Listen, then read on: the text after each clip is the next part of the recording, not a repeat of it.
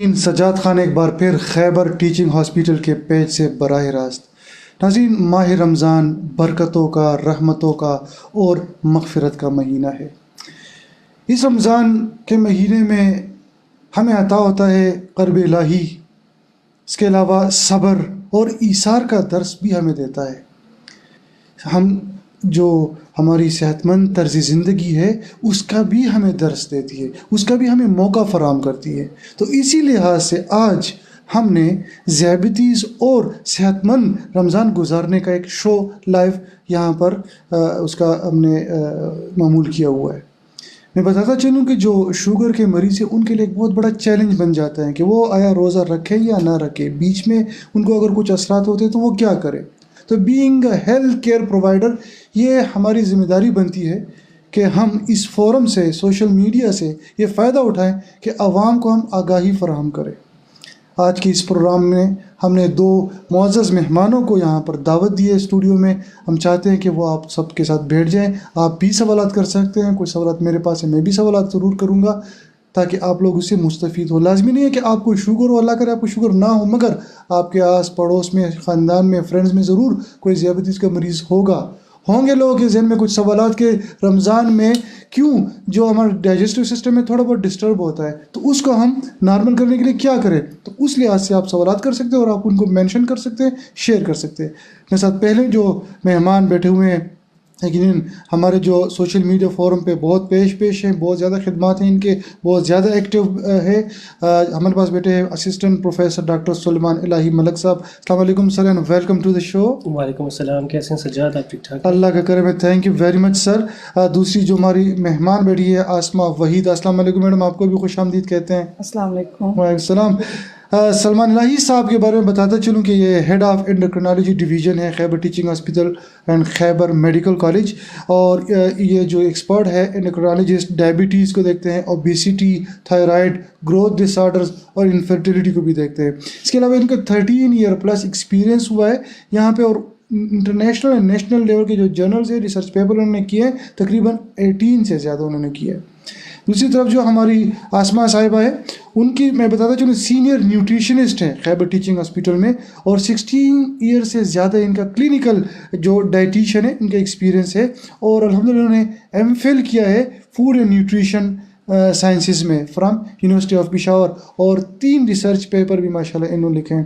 سوالات اور جوابات کی طرف جاتے ہیں، اور میں تمام ناظرین سے بھی یہ درخواست کرتا ہوں کہ کوئی بھی سوال آپ کے ذہن میں ہو پلیز آپ کمنٹ باکس میں سوال کریں، انشاءاللہ آپ کا جواب ایکسپرٹ ضرور دیں گے. ڈاکٹر سلمان الہی صاحب سے میرا پہلا سوال ہے کہ سر، کیوں جب رمضان آ جاتا ہے تو جو زیادہ ڈائبٹیز کے مریض ہیں وہ اس کو لے کر ٹینشن میں آ جاتے ہیں، کیوں سر یہ بہت ضروری ہے کہ ڈائبٹیز رمضان میں ہم اس کو امپورٹنس کیوں دیتے ہیں سر؟ سجاد تھینک یو، آپ نے بہت اچھا سوال پوچھا ہے. ڈائبٹیز اور رمضان کا بہت گہرا تعلق ہے. جیسے اگر ہم 3 بنیادی اصولوں پہ بات کریں جو کہ ہم ڈائبٹیز کے پیشنٹ کی مینجمنٹ یا علاج میں یوز کرتے ہیں، وہ ہوتا ہے ان کی ڈائٹ، ان کی ایکسرسائز اور ان کی ادویات. تو چونکہ اور بیماریوں کی طرح تو صرف ہم دوائیاں یوز کرتے ہیں، لیکن ڈائبٹیز میں اسپیسیفکلی ورزش کا اور خوراک کا بہت اہم رول ہے. اب جیسے یہ رمضان شروع ہوتا ہے تو ہمارے میل پیٹرنز، ہمارے خوراک کے طریقے بہت جلدی سے بدل جاتے ہیں. جیسے آج اگر روزے کا اعلان ہوتا ہے تو کل صبح سحری کرنی پڑتی ہے، اور پھر آپ پورا دن کچھ نہیں کھاتے اور پھر آپ کو افطار کرتے ہیں. پھر اس میں جو لوازمات ہوتی ہیں، جو خوراک کے پیٹرن ہوتے ہیں، وہ سڈنلی چینج ہو جاتے ہیں. تو جیسے ہی آپ کی خوراک کے پیٹرنز چینج ہوتے ہیں اور روزے میں ایکٹیویٹی بھی ویسی نہیں رہتی جیسے ہم نارمل ورزش کرتے ہیں، نارمل ہم ایکٹیویٹی کرتے ہیں، وہ بھی متاثر ہوتی ہے، کم ہو جاتی ہے. تو جب آپ کی خوراک متاثر ہو جائے، آپ کی ایکٹیویٹی چینج ہو جائے، تو اس حساب سے آپ کو ادویات کو بھی چینج کرنا پڑتا ہے. شوگر کی ایسی ادویات ہوتی ہیں جو کہ شوگر لو کر سکتی ہیں، تو آپ ان دوائیوں کو اس حساب سے کم زیادہ اور ان کی ٹائمنگ کو ایڈجسٹ کرنا پڑتا ہے، کیونکہ آپ کی خوراک کے ٹائمنگ بدل جاتے ہیں. اس لیے اسپیسیفکلی ڈائبٹیز اور رمضان کو بہت زیادہ کلوزلی ڈسکس کیا جاتا ہے تاکہ کوئی مس ہیپ نہ ہو، پیشنٹ کو کوئی پیچیدگی پیش نہ آئے. تو اس لیے ہم اس پہ بہت زیادہ بات کرتے ہیں اور اویئرنیس کمپینس چلاتے ہیں تاکہ مریض کو پتہ ہو کہ جیسے ہی روزے شروع ہوں گے میں نے اپنی خوراک کو کیسے ایڈجسٹ کرنا ہے، اور میں نے اپنی ادویات کو کیسے مینیج کرنا ہے، ان کی ٹائمنگس کو کیسے چینج کرنا ہے تاکہ کسی بھی قسم کی پیچیدگی سے بچا جا سکے. بہت شکریہ ڈاکٹر سلمان الہی صاحب نے بہت جو رمضان ہے اور ڈائبٹیز کا جو آپس میں رشتہ ہے یا اس کے ریلیٹڈ جو پرابلمز ہوتے ہیں جو سوالات ہوتے ہیں ان کو بڑا اچھی طریقے سے ایلیبریٹ کیا. میں دوسری طرف جاتا ہوں, سوال ڈاکٹر آسمہ صاحبہ سے کرتا ہوں, کیونکہ میں نے ڈاکٹر صاحب میڈم آسمہ میں نے اسٹارٹ میں ذکر کیا تھا کہ رمضان صرف عبادات اور روحانی تقویت کا نہیں بلکہ جو صحت مند طرز زندگی کا اس کے بھی موقع فراہم کرتے ہیں. تو میڈم آپ کیا سمجھتے ہیں کہ رمضان میں جو سحری کا وقت آتا ہے, زیادہ تر لوگ سحری میں کس طرح وہ کھانا کھائیں کہ ان کا رمضان جو پورا دن ہے وہ ذرا آرام کے ساتھ وہ گزرے؟ تھینک یو سو مچ. اچھا سوال آپ نے کیے. کچھ چیزیں تو سر نے کلیئر بھی کر دی ہیں.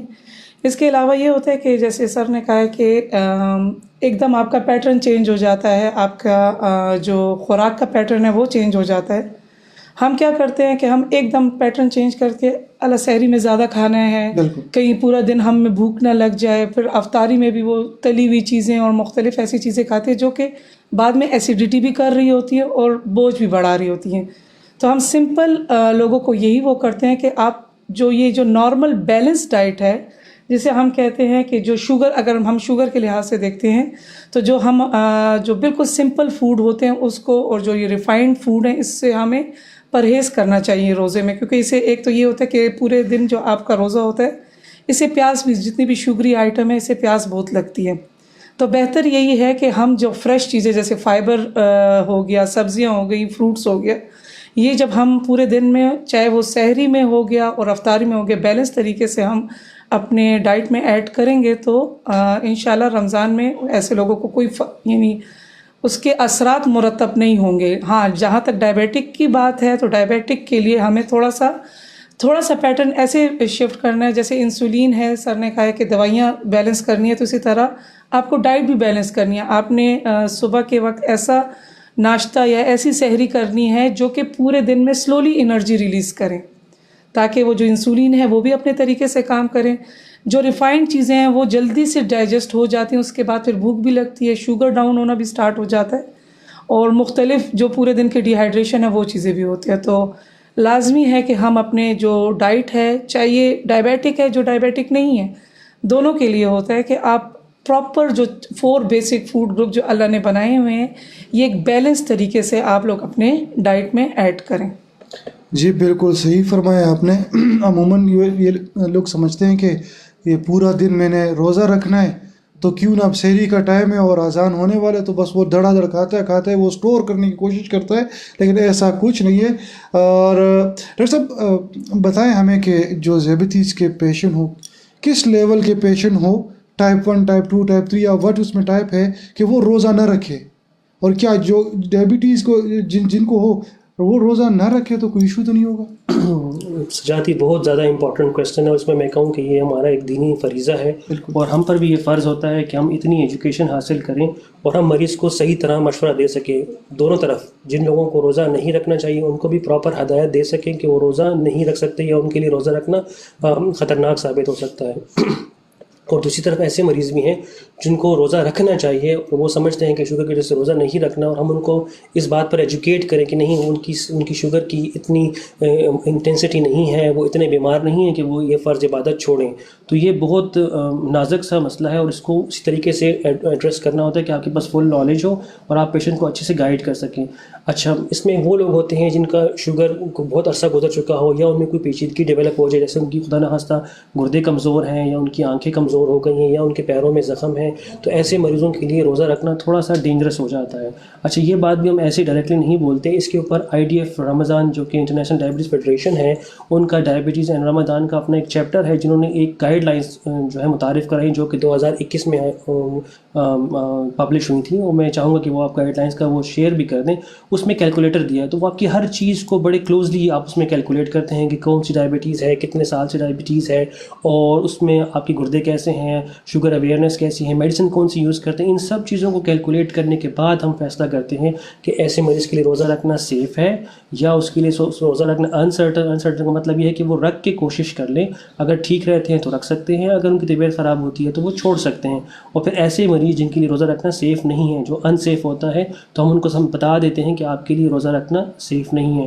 ہمارے جو بہت سے بزرگ ہیں چونکہ وہ روزے کی عبادت کو بہت سیریسلی لیتے ہیں, اور اب چونکہ عمر کے اس حصے میں پہنچے ہیں کہ جہاں کمزوری اور ضعیف ہو گئے، ان کے جو شوگر کے مریض ہیں جن کے گردے کمزور ہیں، ان کا یہی کوشش ہوتی ہے کہ ہم روزہ رکھیں، لیکن ان کو طریقے سے اور صحیح ایویڈنس بیس بات کرنی ہوتی ہے. تو آپ ان کو بتا سکتے ہیں کہ یہ ایک کیلکولیٹر موجود ہے اور اس پہ فتویٰ بھی موجود ہے، اور اس کے اکارڈنگ اس کی روشنی میں ہم آپ کو بتاتے ہیں کہ روزہ رکھنا سیف ہے یا سیف نہیں ہے.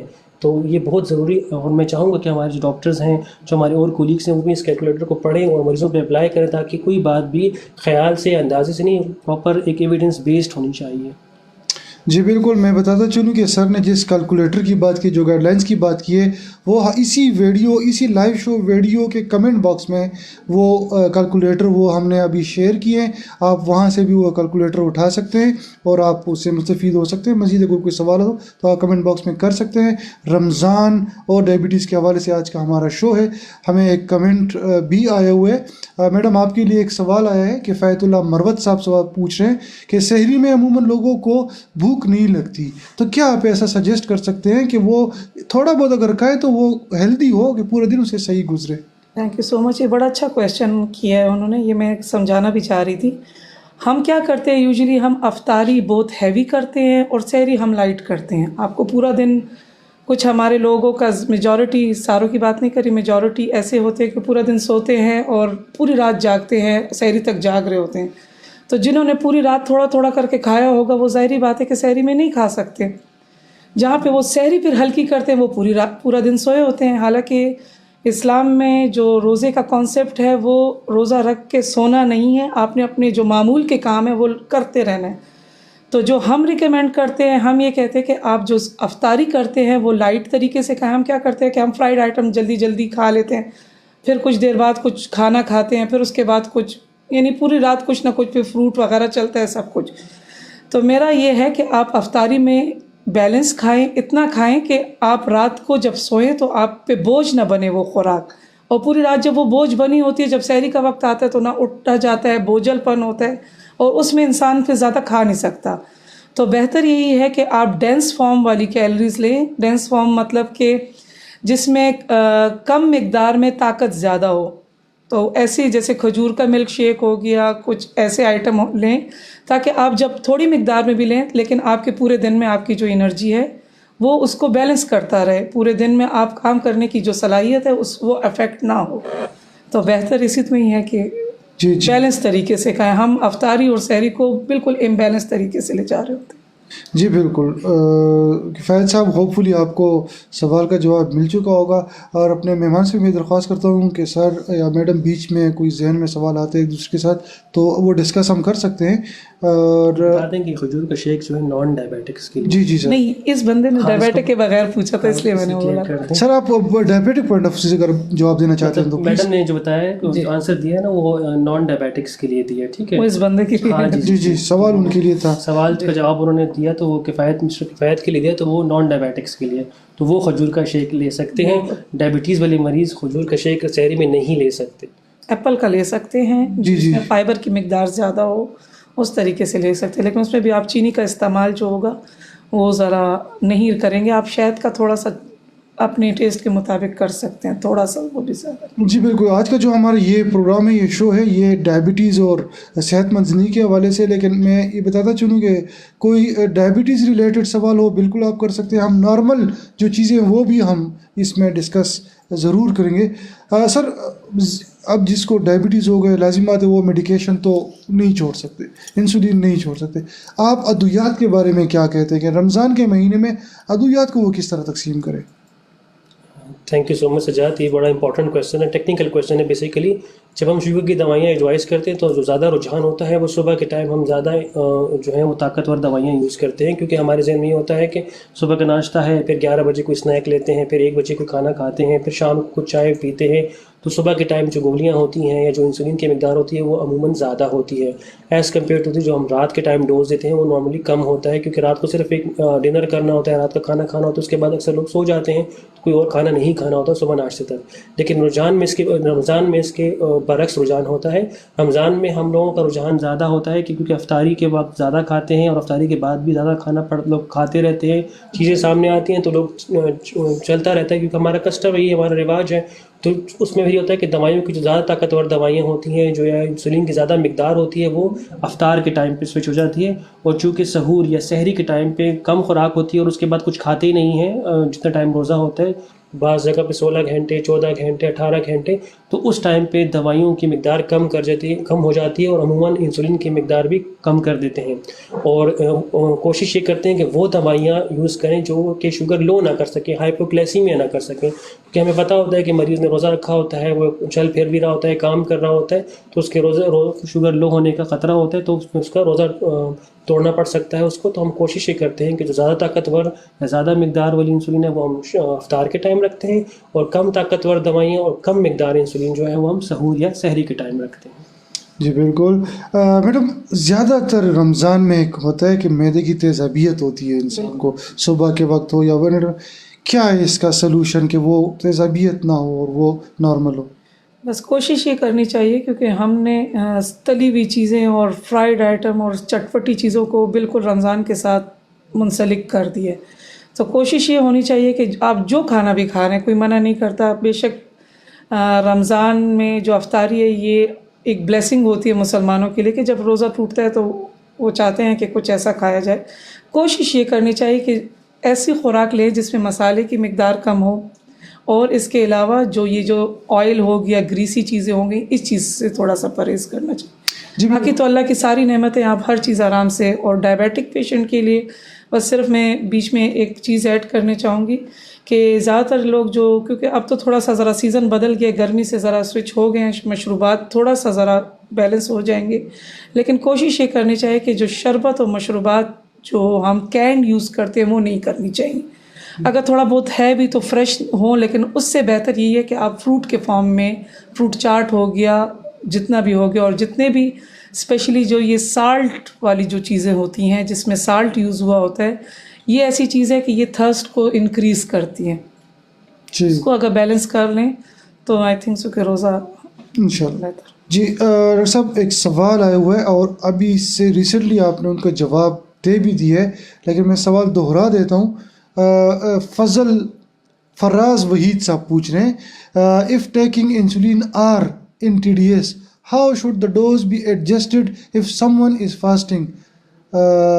سوال کا جواب تو آئی تھنک دیا۔ جی انسولین آر جو ہے ریگولر انسولین ہے، اور یہ انسولین ہم لوگ ڈائٹ کے حساب سے دیتے ہیں، صبح ناشتے سے پہلے، دوپہر کھانے سے پہلے اور رات کھانے سے پہلے۔ چونکہ دوپہر کو کھانا اسکپ ہو جاتا ہے، رمضان میں کھانا نہیں کھاتے دوپہر کا، تو دوپہر کا ڈوز اسکپ ہو جائے گا۔ اب جہاں تک سحری کی بات ہے تو ڈیپینڈ کرتا ہے کہ سحری کا انٹیک کتنا، اگر وہ سحری کا انٹیک اچھا لے رہے ہیں تو وہ اپنی وہی انسولین لگا سکتے ہیں، لیکن اگر سحری کا انٹیک کم لیتے ہیں، جیسے عموماً لوگ سحری زیادہ نہیں کر سکتے، تو وہ اپنا انسولین کا سحور والا جو سحری والا ڈوز ہے وہ ریڈیوس کریں گے، تو وہ 30 to 50% ریڈیوس کر دیں۔ اگر 10 یونٹس لگا رہے ہیں تو وہ 6 یا 8 یونٹ لگائیں گے، ٹھیک ہے، اور پھر اس کے بعد وہ افطار سے پہلے اپنا شوگر چیک کریں گے اور اس کے مطابق فیصلہ کریں گے کہ اگلے دن صبح سحری میں کتنا ڈوز ہم نے ایڈجسٹ کرنا ہے۔ چونکہ افطاری میں زیادہ کھا لیتے ہیں، ٹھیک ہے، تو افطاری کا ڈوز اس حساب سے ایڈجسٹ کرنا پڑے گا انسولین آر کا۔ تو اگر وہ 10 یونٹ لگا رہے ہیں، اگر ان کو لگتا ہے کہ انہوں نے افطاری میں زیادہ چیزیں کھا لی ہیں یا زیادہ وہ ریفائنڈ فوڈز لے رہے ہیں، تو وہ ان کو اس حساب سے ایڈجسٹ کر سکتے ہیں، تو 10 کے بجائے 12 بھی لگا سکتے ہیں۔ جی بالکل، بہت شکریہ۔ جن دوستوں نے ہمیں ابھی جوائن کیا، میں بتاتا چلوں کہ اسپیشل ٹرانسمیشن رمضان کے حوالے سے ہے کہ رمضان میں زیادہ تر جو پھر چیلنجز ہوتے ہیں وہ ڈائبٹیز پیشنٹ کے لیے ہوتے ہیں، تو اس حوالے سے آج ہم نے اسٹوڈیو میں اسسٹنٹ پروفیسر ڈاکٹر سلمان الہی ملک صاحب کو بٹھائے ہوئے ہیں، ساتھ میں ہم نے سینئر نیوٹریشنسٹ خیبر ٹیچنگ ہاسپٹل کی مس آسما وحید صاحبہ کو بھی مدعو کیا ہے، اور امید ہے کہ آپ لوگوں نے یہ جو شو ہے اس سے اپنے قریبی رشتہ دار ہیں، فرینڈ، ان کو شیئر بھی کیا ہوگا، ان تک یہ پیغام پہنچایا بھی ہوگا۔ اگر کسی سے پچھلا ہمارے پروگرام کے سوالات مس ہو چکے، اس ٹائم لائن پر ہمارے اس پیج پر یہی شو موجود ہوگا، آپ کسی وقت بھی یہ دوبارہ بھی دیکھ سکتے ہیں۔ سر، ایک سوال پھر ذہن میں یہ آتا ہے کہ ایک ڈائبٹک پیشنٹ ہے اور اس نے روزہ رکھا ہوا ہے، پھر وہ کون سے ایسے علامات اس کو باڈی میں یا اس طرح وہ فیل ہو کہ اب اس کو لازمی وہ روزہ توڑنا چاہیے؟ سر یہ بہت امپورٹنٹ کویسچن ہے، ٹھیک ہے۔ ایسا ہوتا ہے کہ جب ایک تو یہ بات کلیئر کر لیں کہ روزہ رکھنے سے روزے میں شوگر چیک کرنے سے روزہ نہیں ٹوٹتا، تو آپ شوگر اپنا چیک کر سکتے ہیں اور آپ کو کرنا بھی چاہیے. اچھا، کسی وقت بھی آپ کو ایسے لگیں کہ آپ کو ہائپوگلیسیمی میں لو شوگر کے علامات ظاہر ہوں، جس میں علامات ہیں کپ کپی تاری ہو جاتی ہے، پسینے آنا شروع ہو جاتے ہیں، دل کا ڈوبنا، تو آپ فوراً اپنا شوگر چیک کریں. اگر آپ کا شوگر 70 ملی گرام پر ڈی ایل سے کم ہے تو آپ کو فوراً روزہ توڑنا چاہیے. ٹھیک ہے، یہ آپ کی صحت کے لیے خطرناک ہو سکتا ہے، اور صرف آپ کے لیے نہیں، آپ کے سارے گھر والوں کا روزہ خراب ہو سکتا ہے. کیونکہ اگر ایک آدمی ہے اس کا روزہ 70 سے کم ہو گیا شوگر لیول، وہ بے ہوش ہو کے گر گئے اور اس کا سر زخمی ہو گیا یا کوئی ہڈی وڈی زخمی ہو گئی، تو ان کی پوری فیملی کو ہاسپٹل جانا پڑے گا اور ان کی سب کی عبادات اور روزے متاثر ہوں گے اس سارے ٹائم لائن میں. تو آپ کا شوگر کہیں بھی 70 سے کم ہو تو یہ ایمرجنسی ہے، آپ نے اسی وقت اپنا روزہ توڑنا ہے، کچھ کھانا ہے اور اپنے شوگر کو کوشش کرنی ہے کہ آپ 70 سے اوپر لے کے جائیں، 100 105 110 تک، تاکہ آپ کی صحت کو نقصان نہ پہنچے، آپ بے ہوش نہ ہوں، آپ گر نہ جائیں. ٹھیک ہے، تو یہ بہت امپورٹنٹ ہے. دوسرا یہ ہے کہ اگر آپ کا شوگر کی مقدار بڑھ جاتی ہے، آپ کا شوگر 300 سے اوپر چلا جاتا ہے، تو پہلے تو یہ تھا آج سے 5 سال 7 سال پہلے کہ وہ کہتے تھے آپ اس پہ بھی شوگر، اگر آپ کا 300 سے اوپر چلے گئے تو آپ روزہ توڑ سکتے ہیں. لیکن اب یہ ہے کہ نہیں، آپ 300 سے اوپر ہیں تو آپ دیکھیں، اگر آپ کی طبیعت ٹھیک ہے، آپ کو وومیٹنگ نہیں ہو رہی، دل خراب نہیں ہو رہا، منہ خشک نہیں ہو رہا، تو اگر کچھ تھوڑا ٹائم افطاری کے لیے رہتا ہے تو آپ انتظار کر سکتے ہیں. ٹھیک ہے، ہاں، لیکن ہاں آپ کی طبیعت خراب ہوتی ہے، آپ کا منہ خشک ہو جاتا ہے، آپ کو الٹی آنے لگتی ہے، تو ایسی صورت میں آپ 300 سے اوپر بھی روزہ شوگر 300 سے اوپر بھی تو آپ روزہ توڑ سکتے ہیں. تو 70 پر تو کنفرم ہے کہ اگر 70 سے کم ہو تو آپ کو روزہ توڑنا چاہیے، اور اگر شوگر لیول 300 سے زیادہ ہو تو آپ چیک کر لیں. اگر آپ کی طبیعت ٹھیک ہے تو آپ ویٹ کریں، اگر طبیعت خراب ہو رہی ہے تو آپ روزہ توڑ سکتے ہیں. جی بہت بہت شکریہ. میں میڈم اسما سے درخواست کرتا ہوں کہ عموماً جب رمضان کا اور جب افطاری کا دماغ میں آتا ہے تو بس چٹپٹے کھانے ذہن میں آتے ہیں. سب سے پہلے تو پکوڑے، سموسے اور یہ چاٹ اور یہ وہ غذائیں جو صحت کے لیے بے شک درست نہیں ہے، لیکن آپ کو ہر دسترخوان میں وہ ضرور ملیں گے. وہ تو ٹھیک ہے، ہم کنٹرول کر سکتے ہیں. آپ اپنی طرف سے کیا سجیسٹ کر سکتے ہیں کہ آپ لوگوں کے رفتاری میں، سحری میں یہ فلاں چیزیں بھی ہونی لازمی ہے جس سے صحت بھی آپ کی برقرار رہے؟ Thank you.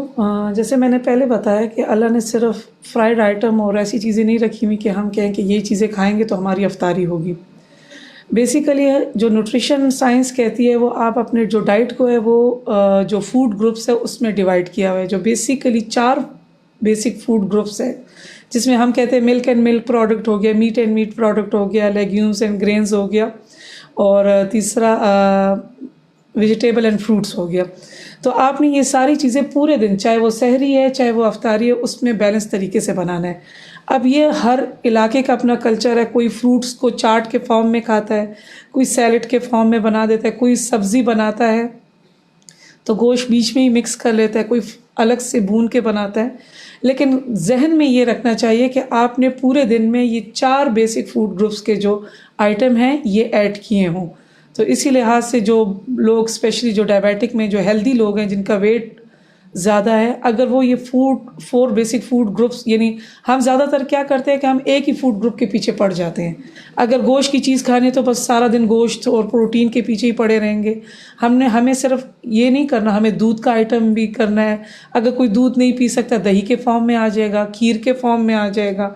کوشش یہ کرنی چاہیے کہ بس اپنے جو اس میں ایڈیشن اور فلیور والی چیزیں ہیں، جیسے نمک ہو گیا، چینی ہوگی، مسالے ہو گئے، اس کو آپ نے بیلنس ڈالنا ہے.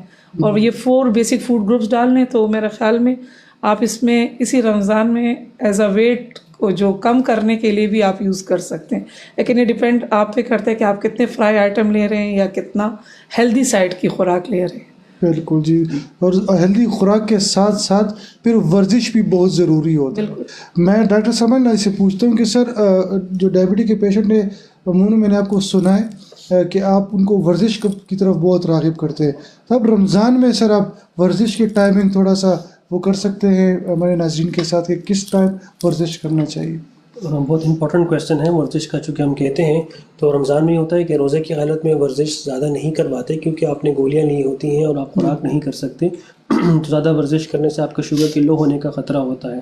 تو سب سے جو اچھا اور ایک دینی عبادت ہے تراویح. تو اگر آپ افطاری کے بعد تراویح کے لیے جاتے ہیں تو یہ آپ کی مینٹل ورزش بھی ہوتی ہے اور آپ کی فزیکل ایکسرسائز بھی اس میں ہوتی ہے.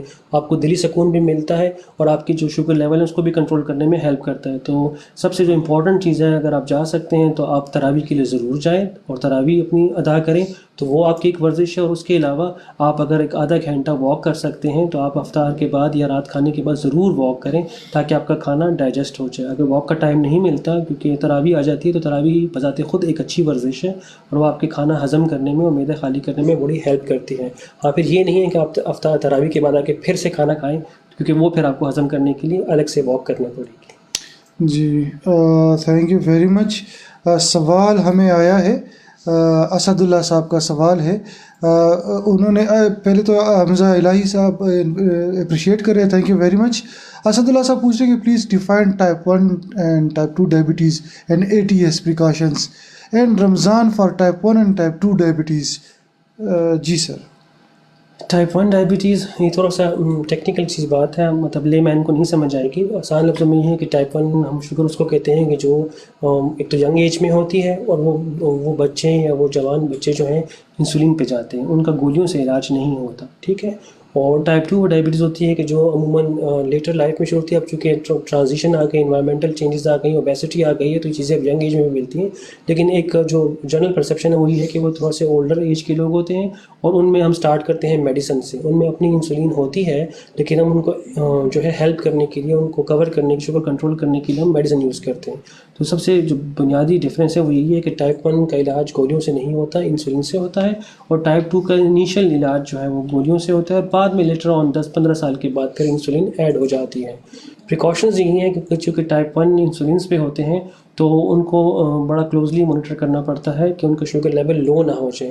ٹائپ 2 میں تو آپ کے پاس ویرائٹی ہوتی ہے. کچھ ایسے لوگ ہوتے ہیں جو کہ گلوکوفیج میٹفارمن پر ہوتے ہیں جو کہ دوائی شوگر لو نہیں کر سکتی، تو ان کو اتنا احتیاط کی ضرورت نہیں پڑتی، یا پھر اس طرح انٹینسٹی بڑھتی جاتی ہے. تو جو ان کے جو لیٹر ایج کے لوگ ہوتے ہیں جو انسولینس پہ ہوتے ہیں ان میں بہت احتیاط کرنی پڑتی ہے. تو ٹائپ 2 میں آپ کے پاس ویرائٹی ہوتی ہے. اسٹیبل پیشنٹ ہوتے ہیں، سیف پیشنٹس بھی ہوتے ہیں اور ہائی رسک پیشنٹ بھی ہوتے ہیں. لیکن ٹائپ 1 میں ہوتا ہے کہ چونکہ وہ انسولینس پر ہوتے ہیں تو آپ کو بڑا کلوزلی مانیٹر کرنا پڑتا ہے تاکہ ہائپوگلائسیمیا نہ ہو سکے. تو بیسیکلی یہ دو ڈفرینس ہے ٹائپ 1 اور ٹائپ 2 میں. بہت بہت شکریہ، thank you very much. Muhammad Sohail Khan appreciate کر رہے ہیں ہمارے اس شو کو، تھینک یو ویری مچ سہیل صاحب. اور میں امید کرتا ہوں کہ آپ کے جو فرینڈز ہو یا فیملی ہو ان تک یہ جو ہماری ویڈیو ان تک پہنچا دیں تاکہ وہ اسے مستفید ہو.